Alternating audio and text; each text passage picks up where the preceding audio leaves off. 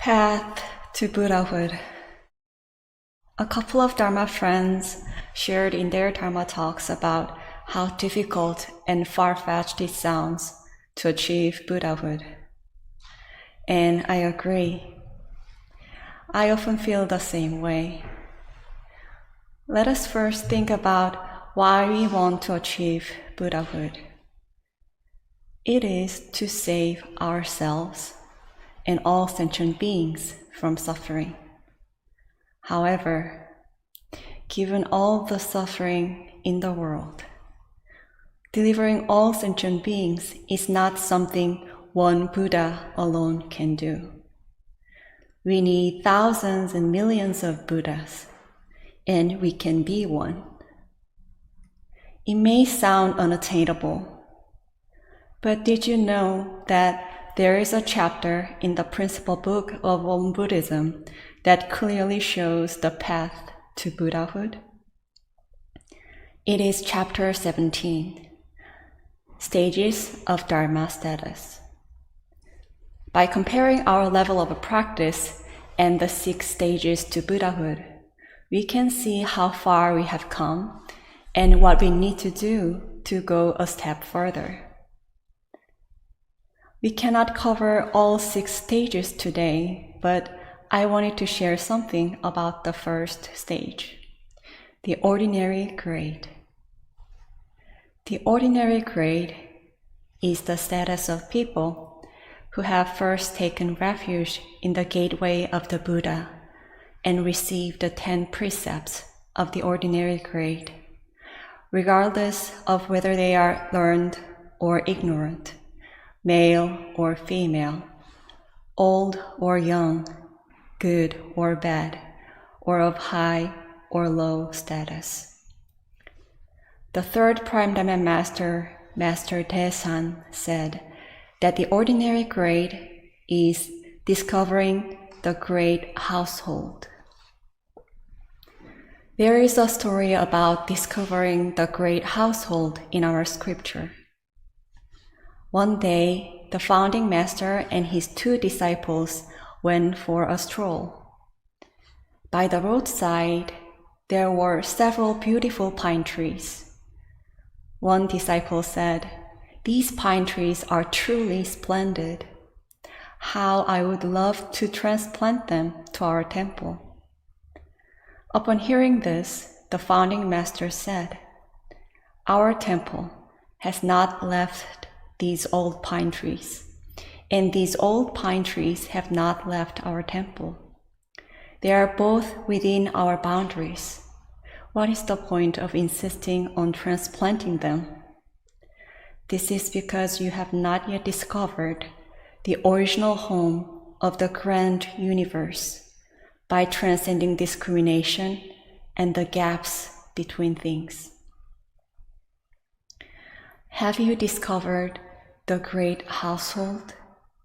Have you discovered that your original home is the grand universe?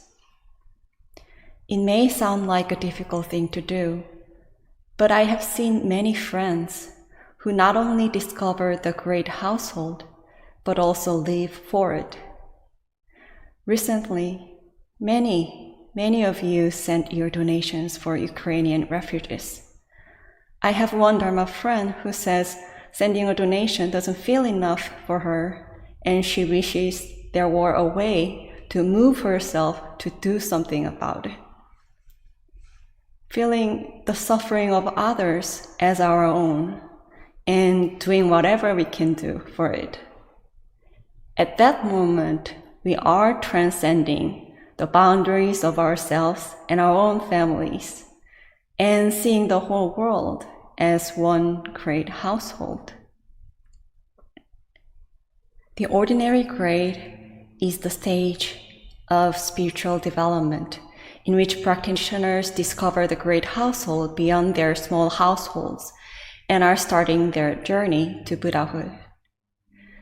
That first aspiration, that pure heart, is so precious and important because that is the very aspiration of the Buddha. Although we may not yet have the wisdom or abilities of the Buddha, that aspiration that we want to do something about the suffering in this world is the same as the aspiration of the Buddha. Did you know that the 5th stage of the 6 stages is called the rank of beyond the household? When I was a minister in training, we were often told this: have the rank of beyond the household in your hand. When the rank of beyond the household gets old, in other words, more experienced, that's the rank of the greatly enlightened Tathagata, a Buddha. I think this means that as long as we hold tightly onto our aspirations to transcend the boundaries of ourselves and save the world from suffering, we certainly can get all the way to the rank of beyond the household and thereby to the last stage, the rank of the greatly enlightened Tathagata, the Buddha. In day-to-day life, however, I sometimes find it difficult to maintain that initial aspiration to transcend the boundary of myself and save others from suffering. Instead, I find myself creating suffering for others rather than saving them from suffering. I have noticed this happens especially in my close relationships. Once, when someone deeply hurt my feelings, I responded by saying and doing things that badly hurt that person's feelings. Another time, when someone ignored me, I said and did things that made the other person feel the same. Buddhahood? At those moments, my deep-rooted habits of response, my karmic obstructions, feel so heavy, and achieving Buddhahood seems like a far-fetched idea, simply impossible. One day, in the midst of a similar turmoil, a picture of the founding master Sotaesan came to my eyes. His greatest wish was for each and every one of us to become a Buddha. In that moment, I could feel his heart, his most sincere heart, and his dedication. Then it came to my mind how he would have seen this person I was angry with. He would have seen the person with the great loving kindness and the great compassion whom he sincerely wished could achieve Buddhahood. Momentarily, I could feel how Master Sotaesan would have felt about this person. When I saw the person from that perspective, not mine, but Master Sotaesan's, I felt my anger dissipate. The urge to defend myself was gone. The boundary of small me, which felt so difficult to let go of, was already gone. I realized that although I certainly do not yet have the wisdom or abilities of the Buddha, and my greed, hatred, and delusion often get in the way, I can transcend the boundary of my small egocentric self and have the loving, compassionate heart, as has the Buddha, however momentarily. I have the potential, and we all have. And there are so many of you and many other people who have already transcended the boundaries of themselves and live for the great household. The disciple continued asking, "What can I do to find my way to this house, the original home of the grand universe, and become its owner?" An owner of a household is the one who takes the responsibility for the household and has the ability to do so. The founding master replied, "One may enter by acquiring the key of the 3 great powers.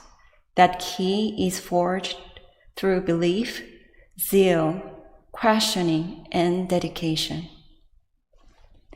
He's saying that anyone who has belief, zeal, questioning, and dedication can develop the three great powers: the power of cultivation, the power of inquiry, the power of choice, and become the owner of the original home of the grand universe, the Buddha.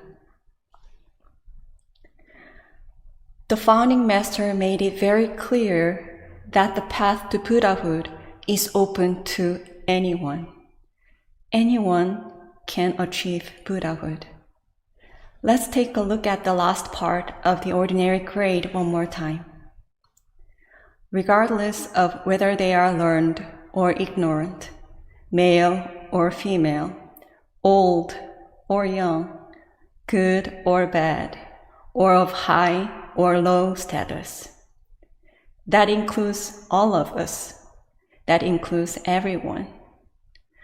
As long as we move forward on this path together with the rank of beyond the household in our hands, thousands and millions of Buddhas will become a reality. We need them. The worlds need them. Thank you.